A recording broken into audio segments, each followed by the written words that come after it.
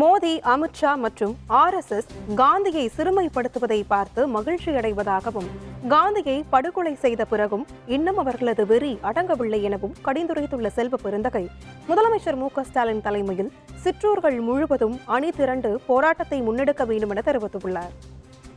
மகாத்மா காந்தியின் பெயரை யாரும் இந்த தேசத்தில் மனிதர்கள் உள்ளவரை அழிக்க முடியாது. இது மோடிக்கும் தெரியும், அமித்ஷாவுக்கும் RSSக்கும் தெரியும்.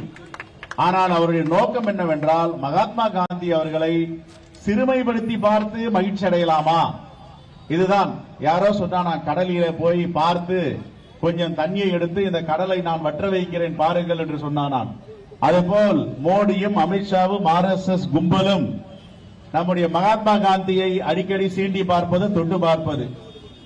படுபாதகர்கள் அவரை சுட்டு படுகொலை செய்தார்கள்.